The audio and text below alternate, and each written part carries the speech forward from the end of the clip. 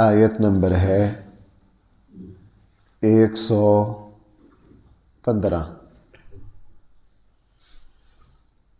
آیت نمبر ہے 115۔ بسم اللہ الرحمن الرحیم۔ الحمد للہ رب العالمین والصلاة والسلام علی سید المرسلین وعلی آلہ واصحابہ اجمعین۔ اما بعد فاعوذ باللہ من الشیطان الرجیم۔ بسم اللہ الرحمن الرحیم۔ وَلَقَدْ عَهِدْنَا إِلَىٰ آدَمَ مِن قَبْلُ فَنَسِيَ وَلَمْ نَجِدْ لَهُ عَزْمًا وَإِذْ قُلْنَا لِلْمَلَائِكَةِ اسْجُدُوا لِآدَمَ فَسَجَدُوا إِلَّا إِبْلِيسَ أَبَىٰ فَقُلْنَا يَا آدَمُ إِنَّ هَٰذَا عَدُوٌّ لَكَ وَلِزَوْجِكَ فَلَا يُخْرِجَنَّكُمَا مِنَ الْجَنَّةِ فَتَشْقَىٰ إِنَّ لَكَ أَلَّا تَجُوعَ فِيهَا وَلَا تَعْرَىٰ وَأَنَّكَ لَا تَظْمَأُ فِيهَا وَلَا تَضْحَىٰ فَوَسْوَسَ إِلَيْهِ الشَّيْطَانُ قَالَ يَا آدَمُ هَلْ أَدُلُّكَ عَلَىٰ شَجَرَةِ الْخُلْدِ وَمُلْكٍ لَا يَبْلَىٰ فَأَكَلَا مِنْهَا فَبَدَتْ لَهُمَا سَوْآتُهُمَا وَطَفِقَا يَخْصِفَانِ عَلَيْهِمَا مِنْ وَرَقِ الْجَنَّةِ وَعَصَىٰ آدَمُ رَبَّهُ فَغَوَىٰ۔ صدق اللہ مولانا۔ قرآن کریم چھٹی ساتویں مرتبہ حضرت آدم علیہ السلام کا واقعہ میرے اور آپ کے سامنے بیان کر رہا ہے۔ اس سے پہلے سورہ بقرہ میں بھی تفصیل کے ساتھ آیا ہے، سورہ اعراف میں بھی آیا ہے، سورہ بنی اسرائیل میں بھی آیا ہے۔ قرآن کریم نے اس واقعہ کو بار بار میرے سامنے دہرایا ہے، الفاظ مختلف، اس سے نکلنے والے نصیحتیں مختلف۔ یہ نہیں کہ ہر جگہ الفاظ بھی ایک ہیں اور اس سے نکلنے والی تربیت جو ہے وہ بھی ایک جیسی ہے، ایسا نہیں۔ یہاں فرمایا وَلَقَدْ عَهِدْنَا، ہم نے اس سے پہلے آدم سے عہد لیا۔ وہ عہد کیا تھا؟ سورہ اعراف میں ہے، ہم نے عہد یہ لیا تھا کہ تم دونوں اس درخت کے قریب نہیں جاؤ گے۔ ہم نے منع کیا تھا کہ یہ جو درخت ہے اس کا پھل تم نے نہیں کھانا اور اس کے قریب نہ جاؤ گے۔ فَنَسِيَ، آدم علیہ السلام بھول گئے۔ وَلَمْ نَجِدْ لَهُ عَزْمًا، ہم نے ان میں عزم کی پختگی نہ پائی۔ قرآن میں خود دوسری جگہ ہے بھول کیسے گئے، یعنی یہ ایسا تو نہیں کہ آدم علیہ السلام کو اتنا بھولا ہو کہ مجھے اس درخت کا پھل نہیں کھانا، یہ ذہن سے نکل گیا، ایسا نہیں ہے۔ وہاں پوری بات ہے، یہاں بھی اشارہ ہے کہ شیطان نے کہا کہ میں تمہیں ایسے درخت کی هل أدلكما على شجرة الخلد وملك لا يبلى، ایسا درخت اگر آپ کھا لو تو فرشتے بن جاؤ گے، فرشتے بن جاؤ گے، یہیں رہو گے، جنت کی نعمتیں تمہیں مستقل ملیں گی۔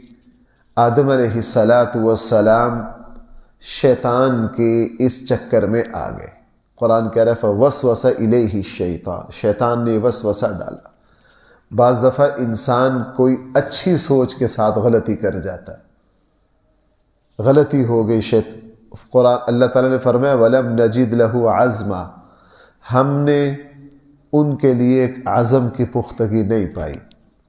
اب یہاں ایک سوال ہوتا ہے کہ اللہ تعالیٰ نے آدم علیہ السلام کو صاف الفاظ میں منع کر دیا۔ آدم علیہ السلام کو پتہ بھی تھا کہ مجھے اس درخت کے پاس نہیں جانا، یہ بھی پتہ تھا کہ شیطان نے مجھے جو بھی کہنا ہے وہ میرے لیے مفید ہے، یہ میرا دشمن ہے، بظاہر اس کے الفاظ کتنے ہی اعلیٰ ہو، ان لفظوں کے پیچھے چھپی ہوئی جو چیز ہے وہ میری دشمنی ہے۔ پھر بھی آدم علیہ السلام سے ایسا کیوں ہو گیا؟ خود مناظرہ ہوا آدم علیہ السلام کے ساتھ حضرت موسیٰ علیہ السلام کا، صحیح مسلم میں ہے، صحیح احادیث میں۔ ہمارے آقا صلی اللہ علیہ وسلم نے اس مناظرے کو نقل فرمایا، اور آخر میں رسول اللہ صلی اللہ علیہ وسلم نے 3 دفعہ فرمایا کہ اس مناظرے میں حضرت آدم غالب آ گئے حضرت موسیٰ پر۔ حضرت موسیٰ نے یہ کہا حضرت آدم علیہ السلام کہ آپ ہمارے والد ہیں، اللہ تعالیٰ نے آپ کو درخت کا پھل کھانے سے منع کیا تھا، تو پھر آپ اس سے رک کیوں نہیں گئے؟ آپ نے کھایا، جنت سے نکلے، ہم بھی نکلے، سب پر آزمائش آئی۔ آدم علیہ السلام نے حضرت موسیٰ علیہ السلام کے مناظرے میں جب اس سوال کا جواب دیا تو پہلے تعریف کی کہ آپ وہ موسیٰ ہیں جن کو اللہ تعالیٰ نے اپنے ہم کلام کے لیے منتخب کیا، اپنے ہاتھ سے آپ کو کتاب لکھ کر دی۔ پہلے یہ 2 خوبیاں حضرت موسیٰ کی، اپنے بیٹے کی تسلیم کی۔ پھر کہا کہ موسیٰ، جو فیصلہ اللہ میرے پیدا کرنے سے 40 سال پہلے لکھ چکا ہو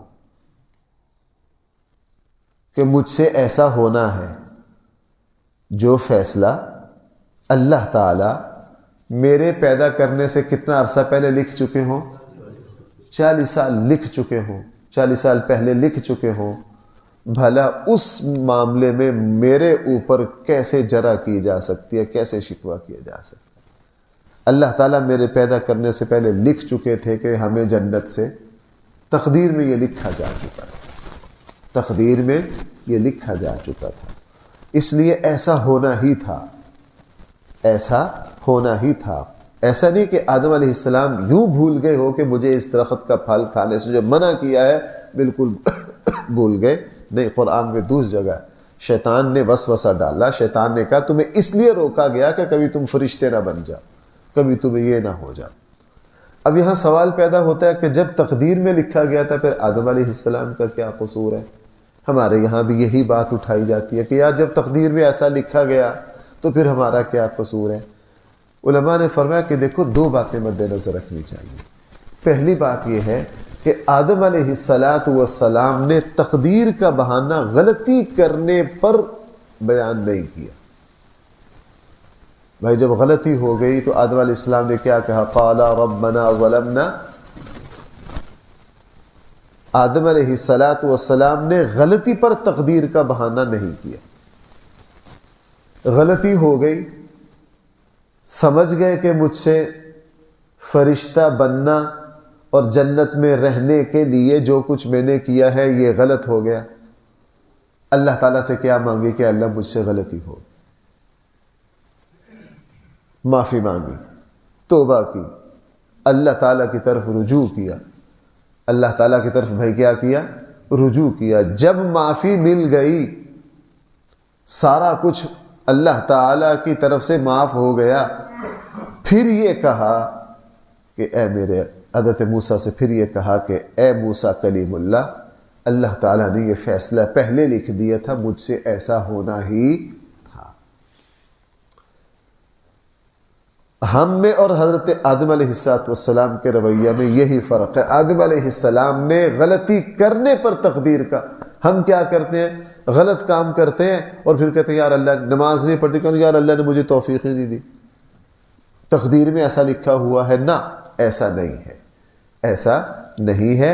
آدم علیہ السلام چونکہ اس میں قصور کر گئے تھے، آدم علیہ السلام اس میں غلطی کا شکار ہو گئے تھے اور غلطی مانی، غلطی مان کر اس کی معافی مانگی، اللہ تعالیٰ سے معافی مل گئی، پھر یہ کہا کہ اللہ تعالیٰ نے میرے لیے ایسا ہی لکھا تھا۔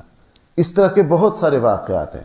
مثلا یار دیکھیے غزوہ احد میں جن صحابہ اکرام سے بھول ہو گئی، اللہ کے نبی کا تاکیدی حکم تھا لیکن ان سے بھول ہو گئی، انہوں نے غلطی کرنے کے بعد یہ نہیں کہا کہ اللہ نے تقدیر میں ایسا لکھا ہوا تھا، نہیں، رسول اللہ صلی اللہ علیہ وسلم نے ان کے لیے مغفرت کی دعا مانگی، ان سب نے اللہ سے معافی مانگی کہ ہم سے کیا ہو گئی ہے، غلطی ہو گئی ہے، اپنی غلطی کو مانا۔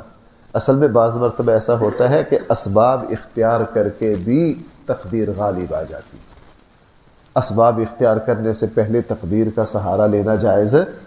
ایک آدمی حج پہ جانا چاہتا ہے، اس نے پوری تیاری کی ہے، خرچہ اخراجات کا پورا اہتمام کیا ہے، پاسپورٹ بنایا ہے، درخواست دی ہے۔ بعض ایسے بھی ہیں، ہمارے ڈسکا ہی کے ایسے واقعہ تھا کہ درخواست بھی آ گئی، جانے میں 8 دن باقی ہیں، دونوں میاں بیوی نے جانا، کسی ایک کا انتقال ہو گیا۔ بھائی کسی ایک کا کیا ہو گیا، اب اس مجبوری میں دوسرا بھی نہیں جا سکا۔ ان کو بالکل حق ہے یہ کہنے کہ یار تقدیر میں ایسا ہی لکھا ہوا تھا۔ جس نے جانے کی کوئی تیاری نہیں کی، کوئی اسباب ہی اختیار نہیں کیے، وہ تقدیر کا بہانہ بنا نہیں سکتا۔ رسول اللہ صلی اللہ علیہ وسلم نے جب آدم علیہ السلام کی اس دلیل کو بیان کیا تو 3 مرتبہ فرمایا کہ آدم علیہ السلام دلیل میں حضرت موسیٰ پر غالب آ گئے، اور انہوں نے صحیح کہا کہ اللہ تعالیٰ کا یہ فیصلہ تھا، یہ پورا نظام چلنا تھا۔ بعض مرتبہ اللہ تعالیٰ فیصلہ کر چکے ہوتے ہیں، اسباب خود بخود ادھر چلے جاتے ہیں۔ اس لیے فرمایا وَلَقَدْ عَهِدْنَا، ہم نے عہد لیا إِلَىٰ آدَمَ مِن قبل، آدم سے پہلے، فَنَسِيَ، لیکن آدم کو بھائی کیا ہو گیا، بھول گئے، وَلَمْ نَجِدْ لَهُ عَزْمًا، ہم نے ان کو عزم کا پکا اور پختہ نہیں پایا۔ یہ وہی بات ہے جو پچھلے پارے میں بھی بیان ہوئی ہے، وَإِذْ قُلْنَا لِلْمَلَائِكَةِ اسْجُدُوا، جب ہم نے فرشتوں سے کہا سجدہ کرو آدم کو، فَسَجَدُوا، سب نے سجدہ کیا، إِلَّا إِبْلِيسَ، مگر شیطان نے۔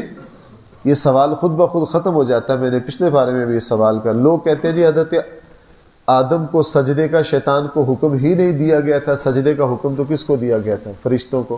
قرآن نے جب کہہ دیا کہ شیطان نے نہیں کیا، انکار کیا، یہ دلیل ہے اس بات کی کہ اللہ نے شیطان کو بھی سجدے کا حکم دیا تھا۔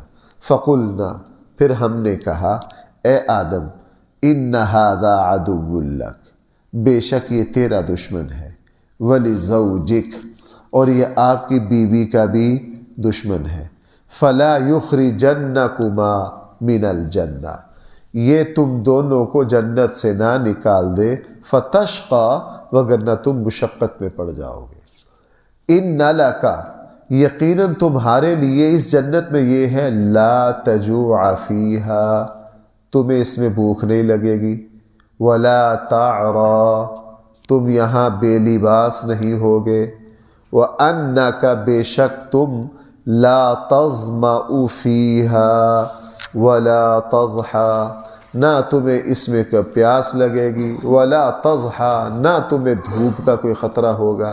یہی 4 سب سے بڑی نعمتیں، انسان، کھانا پینا، لباس، مکان، یہی ان کی ضرورتیں ہیں۔ قرآن نے 4 کا تذکرہ کر دیا کہ تم جنت میں رہو، تمہیں بھوک پیاس نہیں لگے گی، اور تمہیں اللہ تعالیٰ بہترین رہائش دیں گے، اور تمہیں دھوپ یعنی گھر اللہ تعالیٰ کی طرف سے ملے گا۔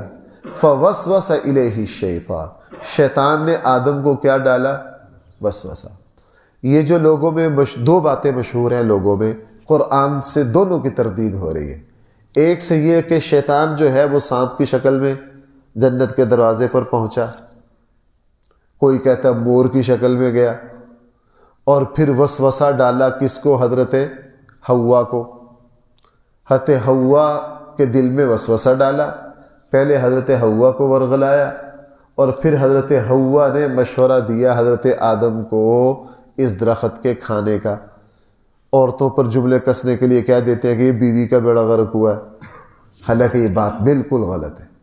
یہ ساری اسرائیلیات میں سے ہے، یہ ساری بھائی کیا ہے، یہاں اللہ تعالیٰ قرآن فرما رہا ہے فوسوس الیہ الشیطان، وسوسہ آدم کو ڈالا کس نے، یہاں قرآن نے صاف کہہ دیا۔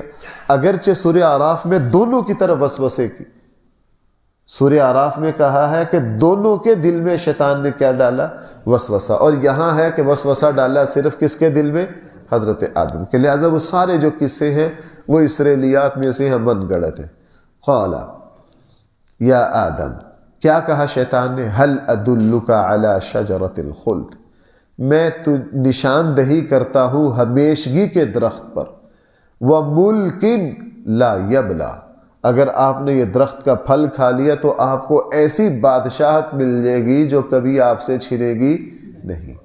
اب اس سے یہ پتہ چلا کہ درخت کھاتے وقت ایسا نہیں تھا کہ آدم علیہ السلام سرے سے ہی بھول گئے ہوں کہ میں نے یہ درخت نہیں، یاد تھا، لیکن مقصد اللہ کی نافرمانی کرنا نہیں تھا، مقصد اللہ کی نافرمانی نہیں تھا، بس اس میں بھول ہو گئی، اور یہ ہونی تھی چونکہ اس کا فیصلہ کون کر چکے تھے؟ اللہ تعالیٰ اس کا فیصلہ کر چکے تھے۔ فَأَكَلَا، دونوں نے وہ پھل کھا لیا۔